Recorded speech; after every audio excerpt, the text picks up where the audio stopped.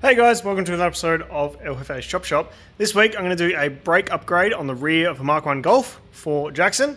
So he doesn't really know that I'm doing this, so we're just going to get into it. I know what he wants, we'll make it happen.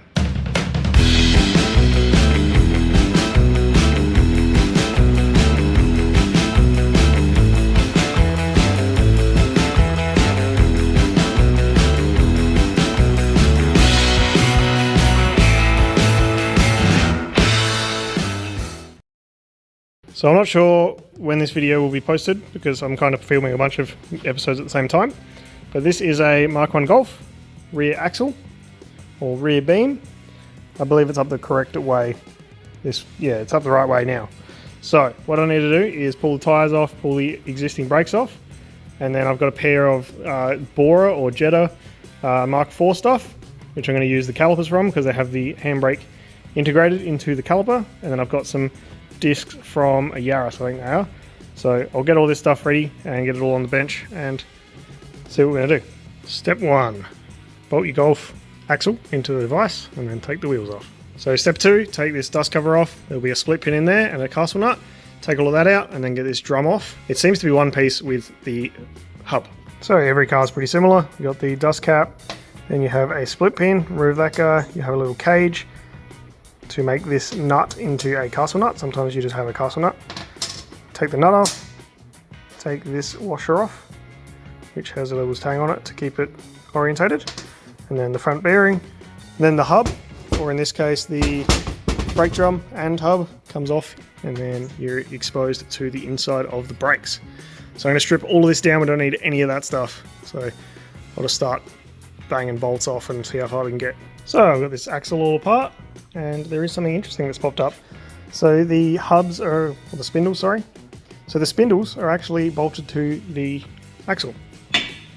They're not welded and not part of it, which is kind of cool. I've never seen that before on a spindle setup, and normally one piece. So got the bearings here. I'll replace these obviously, and I've got the seals, which I'll keep for now just so I can get numbers and stuff and test for everything. Got the dust caps, the little castle guys, and the little washers and a couple of nuts. So pretty basic, and then all of the rest of the stuff can go in the bin. So I'm going to keep it all for now because I'm not 100% sure. I might use the back plates in the end. We'll see how we go. But I'm going to need to turn these down so that they clear the calipers and the discs. So I'm going to have to clean these and put them in the lathe. But I think I'll go get the Mark IV Bora stuff that's over there, chuck it on the bench and pull that apart. So here is the Mark IV brakes off of the Bora. So the main reason I want it is because it has a cable attached to the caliper, as a lot of older cars did. I suppose this is an older car now.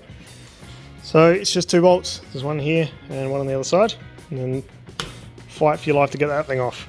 Now I have the brake calipers off. So this is one side and that is the other side. So we've got Mark 1 hubs, we've got Bora or Mark IV calipers. We just need a rotor. So for discs, we have 2011-ish, I think, Yaris front brakes. We're going to put them on the back.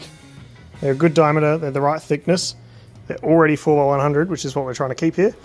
And they're the same thickness, which I just said, as the Bora caliper gap here. So this should all fit together nicely. I just need to make a caliper bracket to hold the caliper in the right spot, and then need to get the discs to fit on the hubs, which are currently brake drums. So what I'm going to need to do is machine those down so they fit inside the back of here, so I can put a bolt through and hold the lot together.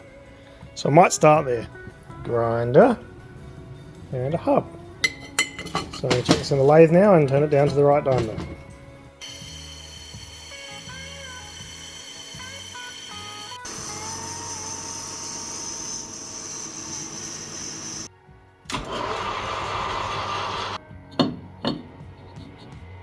So that probably took about 3 hours, which is ridiculous, but got the Yaris discs cleaned up a bit. These were going to be used for mock-ups or maybe light use because they are old ones. These had to get opened up just a little bit, like 2mm maybe, and then I just cleaned the bearings. Again, they get all kind of crap, but it'll be perfect for mock-ups. Cleaned the stub axles, except for the grease that's decided to be on there, and then the hubs, or the drums I should say, I've turned into hubs, which took quite a long time because they are very thick. and cast doesn't cut very well. So it's all clean, ready to go for another day. So I'll put all this back together. I can put these guys on there, bolt these back onto the axle, see how much room we have for all of the shenanigans. So I'm back on Jackson's brakes here. So I've got the disc that we machined a couple of days ago. Got the hub, which is the stock hub that's been ground down to make it just a hub and not a disc brake, not a drum brake. And then I've got a bit of a contraption going on the back here. So we've picked up on 2 of the caliper bolts, and we've picked up on 2 of the spindle bolts. There is a small spacer there at the moment, but I will work that out shortly, as you will see. So that's all tacked together, so that's not going to move. Now I can unbolt it all, and then I can move it to a thicker piece of metal. So I've got it all apart here. Now this little jigger that was on the back of the hub, that lines up with those 3 holes there, and then I've used the spindle to line up with the 2, this one and this one. And if I do that, we end up with the location of the 3rd hole. Obviously that's not lined up properly just there, but it seems like it's in a pretty good spot on here. So I'll drill these out and then try and assemble it all back on the stub axle, and then if that works, make sure it works with the disc, and then make a second one.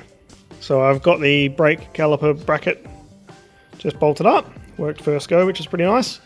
This is reasonably centered, it's not too far off. Now what I want to do is bolt this now that's all good. I want to bolt this the other way to the axle, and then I can mark the back, and that'll show me where to cut on here to get it all nice and flush. So before I do that, I'll drill another one of these. So I've got one for the other side, but it's going to be a bit of tricky manipulation to get it all to work on the end there. So I've got the rear beam here. This is the top. So looking from the top down, we've got this plate bolted on now. Apparently these threads are imperial, which is quite strange. Now what I need to do is grind this off because it's going to be in the way, or at least the top half of it. And then I also need to clean up some welds from the factory in here because I want to weld this guy onto the side. So I can't do that now because I've actually just lost power, so I've got no way of charging batteries and stuff. So what I want to do is grind all this nice and neat, and then I can mark the back of that, cut it, and then sit this down lower with the second bracket that holds it all square. And then that will actually sit lower and hopefully just a little bit under level with this guy. So there'll be a bit of messing around with the grinder, but it'll be all good to go. So I'll have to catch up on that on the next time I work on this project. It's a new day and I have power back. So I'm going to rip this guy off. I'm going to make a second one. So I've sort of skipped a few steps on you here. So I've got a cutout piece that matches the bolt holes. And then I have trimmed this little section here and this little corner out here. So it used to look like that. Now this lines up on there and can be bolted on. So with that bolted on, I've got the little spaces in there so everything's at the right spacing. So now what I need to do is tack this guy to the axle, and then I can get rid of the top one and I can shape the bottom one to whatever shape I want. So we're pretty much there with the designing. So I'll do a couple of tacks and I'll pull this top plate off, and then we can see if it all fits. I also need to make sure there's enough clearance around here for the actual brake caliper to like sit all the way home and actually bolt on. So I've had a few goes and I ended up having to space this down even further, which wasn't what I was hoping to do, but here we are. So now that is spaced down, we've got the disc reasonably centered in the bracket, which of course is not focusing. It needs to come down just a tiny bit, but that's an easy direction. So everything seems good, and then when we spin it, nothing grabs or rubs. So pretty happy with that.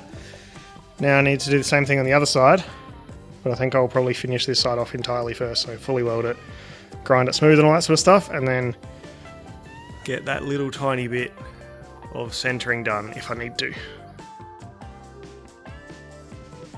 So it's been a few days, but we're back on this Mark 1 rear beam.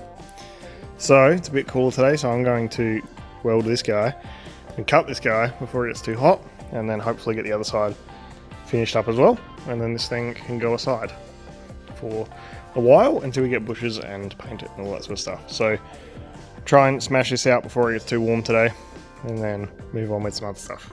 So I've gone through and I've skipped a few steps, but we've got the brakes all welded up here and bolted back together. Now you might notice that this is not centered. This rotor is actually incredibly warped, or it's not sitting on the hub correctly, so I'll wait till I get new rotors, because these ones are just for mock-up, and then if I need to adjust this spacing here, I will take a little bit off the back of here, if need be, off the back of the stub axle, which will move the hub and the disc in a little bit further and center that up. But it does clear like height-wise, so that's good. And it's all welded together, although some of it's not that great. The welding here is pretty good. And then the other side is the same. Now this rotor is actually a lot better. I did take off a little bit on the inside, so that might be it, but that one is pretty well centered and spins straight. And that one's all welded as well. So that's pretty much this done until I get some new bits and paint it all. So I might actually try and put some brake pads in there as well and get the actual caliper on and see how it all looks. And there we have it. So Mark 1 Golf axle, Mark 1 Golf hubs / drums that have been turned down to just hubs, Mark 1 Golf wheel bearings, obviously. We've got a Yaris model disc from the front on the back, and then a Mark IV Jetta or borer, in this case it's a borer, caliper. So that has a brake line which we need to get some new ones of, and then I can attach them here and then tee them into the stock Golf section. And then the handbrake line off the back, or handbrake cable I should say, which actually picks up on the original Golf pickup points and should reach the front. We'll see that later. And then the same on the other side. So Jackson needs to grab a few new pieces for this, a couple of bushes down here, wheel bearings, new caliper, new discs, and new pads would be good, and then maybe a rebuild kit for those calipers. And then I'll have to do something with the brake lines, maybe we get some new brake lines as well. But that is a disc conversion for a Mark 1 Golf. So that brings us to the end of this week's episode. I hope you enjoyed the Mark 1 Golf disc brake conversion, and if you do have a Mark 1 Golf and you try this, let me know. But that is the least I can do for Jackson. He does a lot for me, so I appreciate everything he does, and I can give back a little bit by doing things like a brake conversion. So hopefully we'll see more on the Mark 1 Golf soon, but he's super busy at the moment, so we will get to that when we get to that. Thank you very much for watching, and we'll see you next week.